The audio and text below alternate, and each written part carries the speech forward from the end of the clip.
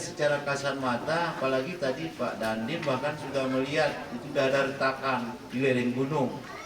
Jadi sangat naik sekali, kita udah tahu ibarat batu mau jatuh kita tinggal di bawah. Itu saya rasa secara hablumnallah juga salah. Apalagi secara hablumnan nas. Karena udah tahu bahwa ada ini adalah bahaya, tahu-tahu kita tinggal di tempat yang bahaya. Itu saya rasa sangat tidak sesuai. Maka dalam hal ini Bapak, juga ada Bapak yang mewakili kepala BPB ada di provinsi, kita berharap Pak, supaya relokasi ini dilaksanakan.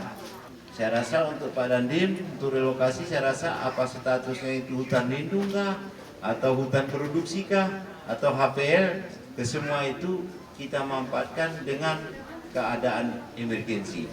Karena dalam keadaan darurat. Maka dalam hal ini juga butuh regulasi dan juga butuh aturan. Maka dalam hal ini juga menyangkut masalah keterbatasan dana. Bapak Kala atau Bapak Kepala BPB di Kabupaten Geluas untuk menjemput yang kesemua ini adalah untuk kemaslahatan kita, yaitu untuk masa depan masyarakat Kampung Kopela.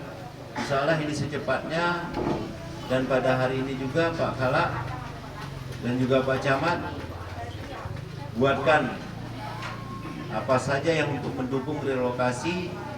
Dan juga sekali lagi saya berharap tadi Pak Camat sudah menyampaikan di saat sudah hujan kemarin kita kembali lagi menepati, tetapi di saat hujan was-was lagi.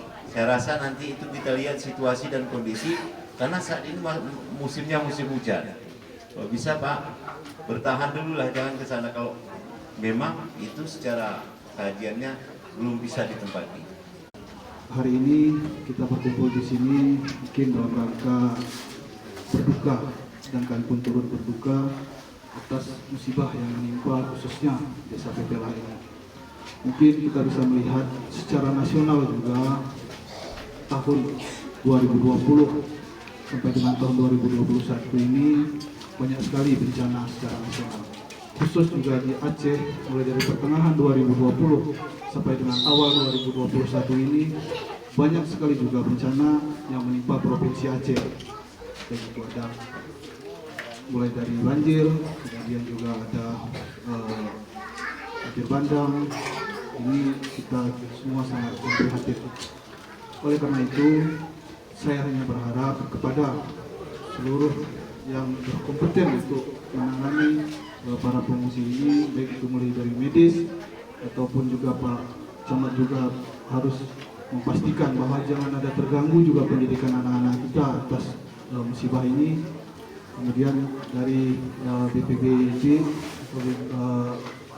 BPBD Kabupaten Geluas ini juga harus siap siaga bila ada terjadi bencana susulan. Di sela-sela itu, saya juga sebagai anggota DPRA akan terus berkoordinasi dengan pemerintahan provinsi.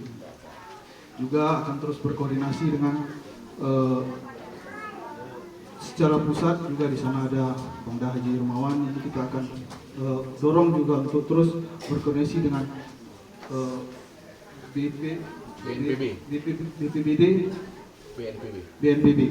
BNPB yang ada di pusat.